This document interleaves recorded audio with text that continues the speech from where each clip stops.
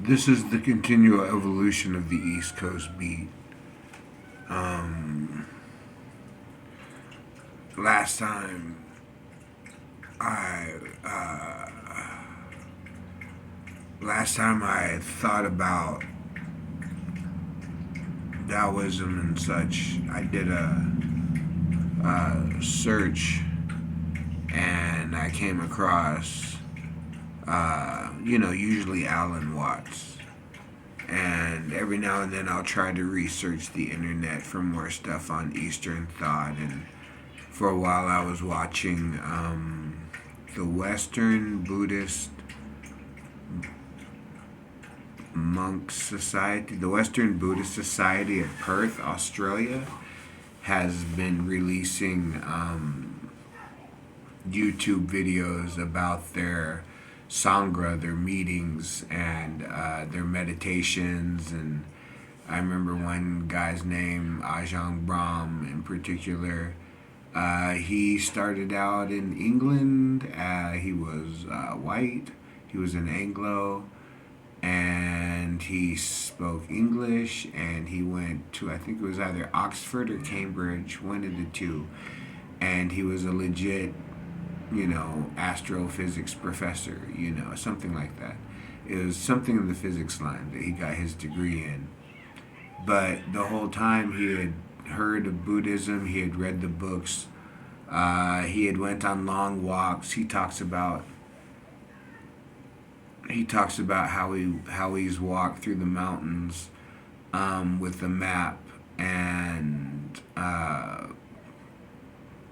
to find solitude so that he could think about these questions and these 2,000-year-old koans and these 2,000-year-old parables of Eastern philosophy. And he eventually ended up leaving a job as a assistant professor, I think it was at the time, or adjunct professor, something like that. And then he ended up leaving that position to join a monastery and sit cross-legged. He talks about how in his monastery you wake at 3, you meditate for 2-3 hours, then you either eat or do chores. I can't remember which one first, and then you meditate again, and then you in their monastery, in order to join the monastery, you had to either have a skill or learn a skill. So they would teach you bricklaying, plumbing, enough to. They made their monastery. He says that when they first landed in Perth and had bought land, that they were sleeping on top of doors. There were 3 of them, and they slept on top of doors so that they wouldn't be directly on the ground because of all the venomous snakes and spiders and lizards that live in Australia. So they were sleeping on top of doors, and these weren't flat doors, these were ornate doors, so they didn't even have a flat surface to lay on. And they had to learn, the government told them if they wanted to maintain the land, they have to build a restroom, you know. So the monks didn't know how, but they went into town and talked to plumbers, and they said, "How do I do this?" And they laid the brickwork down for the foundation, and they learned all that just to keep their monastery running, which at the time had no supporters. So this was all money from a monastery back in, I think it was Thailand, where he studied for years before he was chosen. He was the second monk by then. Second, I don't know what they called the second monk, but I think at the highest level they're called abbots. But he was a second level monk, and so there was one under him and one above him. And they basically built the monastery, and they would have to go to town and ask people, "How do I build this? How do I run electricity? How do I, everything from the plumbing pipes to the septic tank." They had to learn all that just to start it, and then they had to learn how to run electricity so they could keep it. And then he tells a story about how one time he made a wall, part of a foundation, or part of a foundation for a building, and he made a wall, and he had made 2 mistakes. In his mind, there were 2 mistakes, And every time he looked at him, he kept saying he'd see the two mistakes. And one day, this guy was just staring at the wall, looking at his work. And the abbot was self-conscious at the time. He was now an abbot, and he was self-conscious at the time. And he said, "What is it, that you're looking at? And you see the two mislaid bricks?" And the bricklayer said, "I see. In our trade, we call those features. That's just a feature of the work." He's all, "But I was paying attention to the other 998, finely laid bricks." And, for a guy that had to ask, with no way of paying other than to ask, he had to ask somebody to teach him how to lay brick so that they could start a monastery. And in the monastery now, you have to either have a skill like that or learn a skill. Plus, they have IT guys now. They have their own, communication system now. So it's no longer essential that you know how to work the land or fix a car or something like that. Now you can be more clerical and stuff like that and still join the monastery. But like I said, he started out in England. He ended up in Australia, and he spent years in Thailand where he learned a little bit of Thai, and he has stories to tell.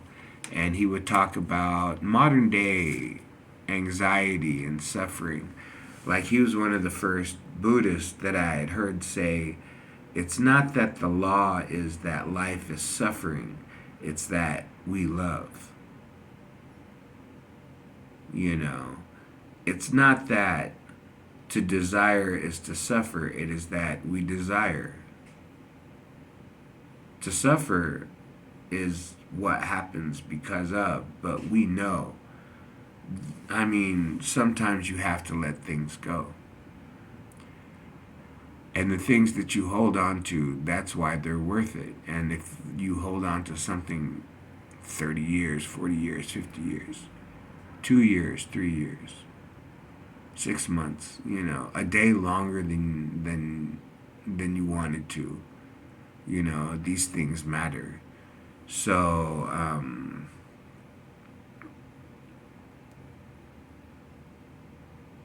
that's the concept when it comes to that, is when you're going through life,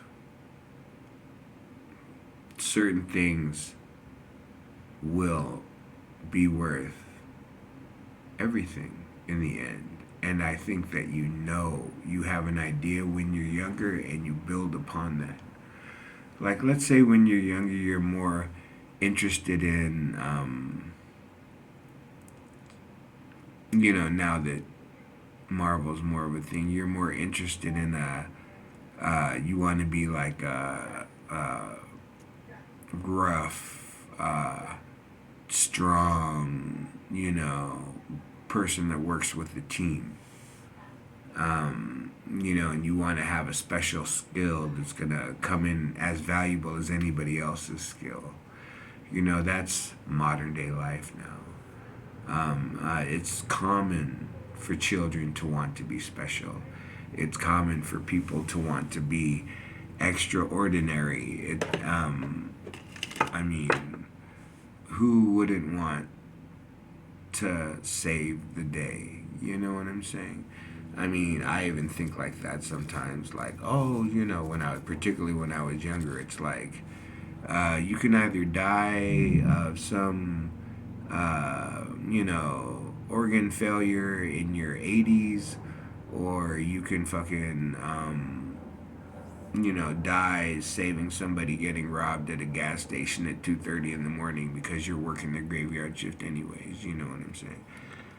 Some of that's fatalistic and stuff like that, but I joined the Army. I don't think I speak for everybody when I speak.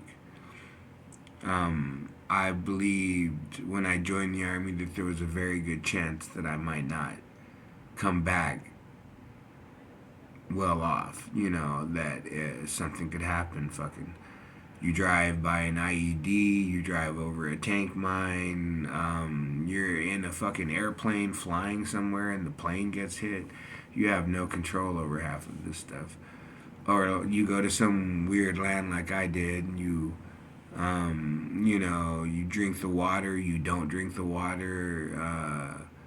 You know, I mean, we're not, you know, things like that. It's the little things like that. But that's what I made it through because it was worth it.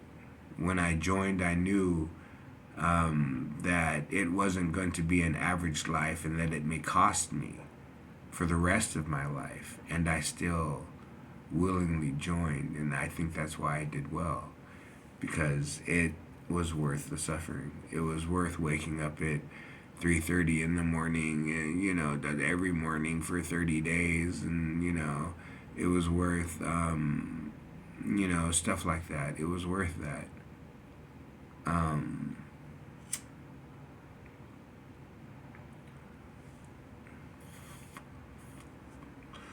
and for other people, what do they find worth in? I don't know. I mean, I can only imagine. But I imagine that it means as much to them as what mine means to me. You know, so if people have friends and family, then that's what they have. But for some reason, I chose a life that was more solitary.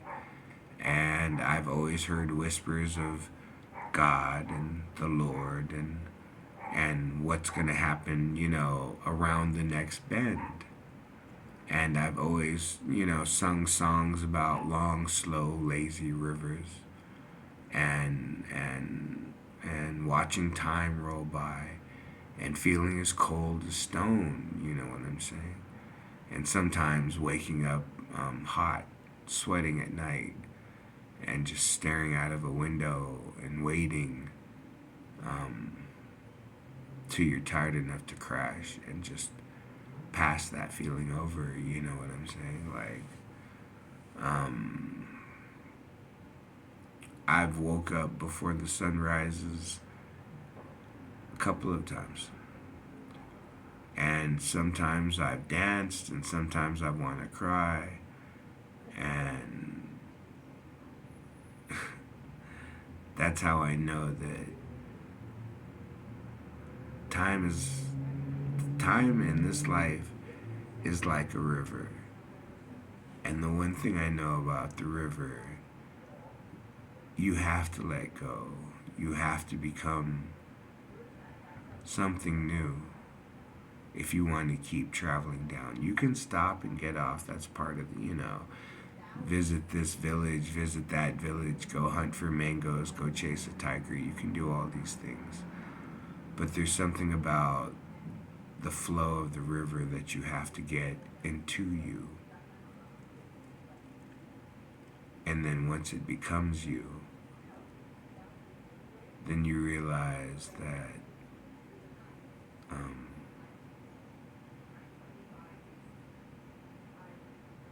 you do see through veiled eyes and you are protected.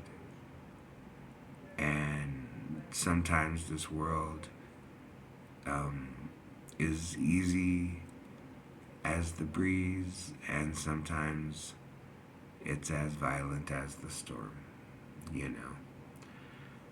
So, what in this life can we do? Well, like I said, we can go through life till we find something worth suffering for, and then work with all of our might to get what we want out of life. And for some of us, it's a house.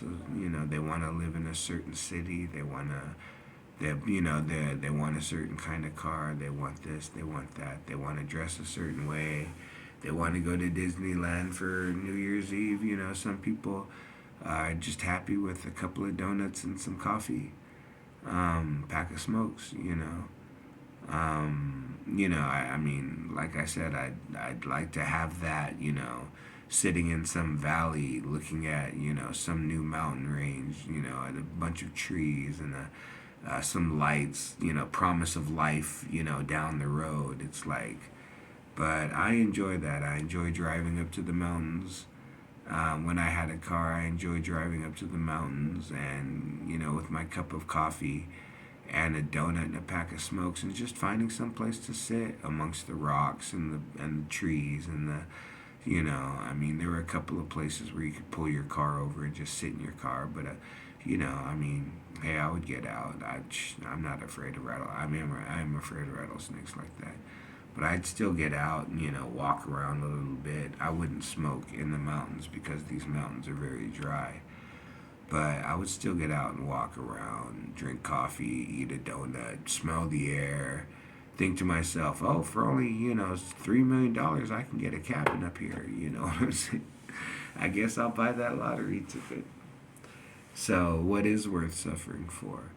Well, like I said, I hold on to things. I've held on to my family. I've held on to certain friends. I've held on to certain ideals, certain principles, certain concepts. I've wanted certain things my entire life. I've worked for those things. And I've gotten most of what I've wanted. Plus, I get to sit back and have memories of it. It's not like I finally got to see the promised land the day after I passed. I've seen heaven on earth. You know what I'm saying?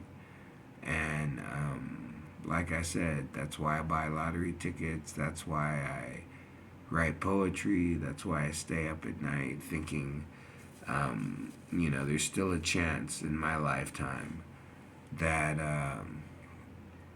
I could take that cruise down the Rhine again and go and see if that little confectionery pastry shop is still open so I can, drink a cup of coffee and watch the river roll by at whatever age, 65, and think, well, I'm still not homeless or in jail, so will it still be a struggle? Or will I one day just come to say, I doubt and I hope not, that I ever get so comfortable that I think that I would not fall to the traps of society and man. Man is a great thing and man is beautiful. Some of the ideas of man are incredible. And, I love, like I said, I look at paintings and drawings and movies and I think if this is what man creates, okay, you know what I'm saying?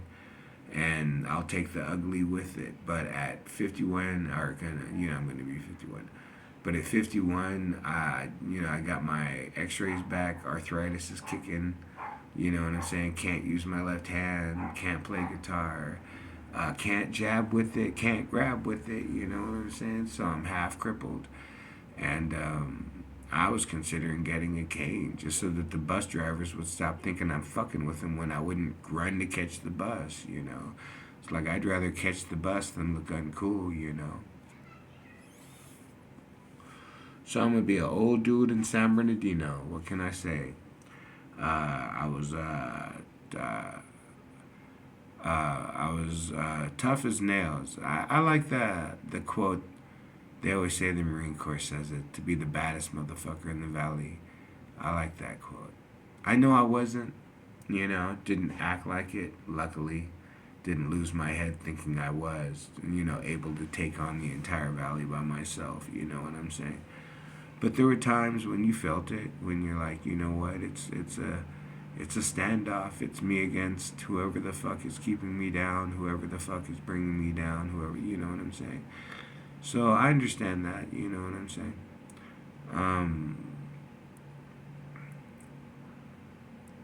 And like I said, if you find yourself and you think you're at war and there's something that you're willing to die for, yes, come to that conclusion and understand it, but don't get locked up in the process because you flipped out in a fucking Best Buy or a Walmart when you realize this realization came to you, you know what I'm saying? Go out to the parking lot, do a couple push-ups, maybe run to the street or something to burn that energy, but Like I said, I mean, it's happened to me. It's happened to people I've seen in public. Just hit a certain point where they're like, you know what? I'm gonna clock out right now, and this body's gonna do what this body's gonna do. So I realize that too. You know, like there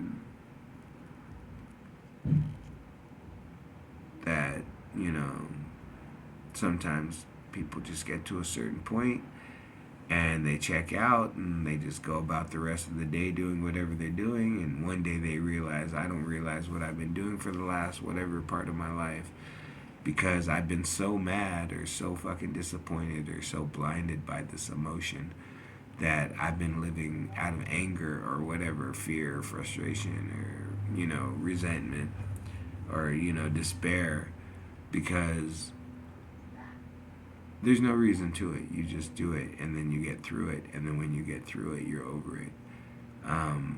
The reason why was probably, it always comes down to the jewel. A lesson that I've ever heard is it's just a lesson that need to be learned in your lifetime. We don't all learn the same lessons, and we don't all learn them the same way, but we're all learning something because it's a continual evolution. You know, just I am the East Coast beat, but it's a continual evolution of the East Coast beat because the world is evolving. Things that used to be this were now are not. Things that used to not exist. And in 40 years, when I'm gone, the world will be something entirely different that I'll have no concept of. But I'll be on a journey of my own, and I've heard it's a great adventure, and I've heard it's something I can't even imagine. So I have no concept. But, I work hard in this life, try not to do what I feel is wrong. And I hope that it pays off in the end. And am I selfish? Yes, I take care of myself. But if that means that I have to overpress and downpress and burden somebody else to do it, I'd rather not. I can get by. I mean, like I said, there was a time I lived on 3 packs of noodles a day, and there was a time when I was drinking, wine in a fucking cellar, 200-year-old wine cellar. You know what I'm saying? Like, what can I say? Um, Life is like that. The East Coast beat, we will not be denied.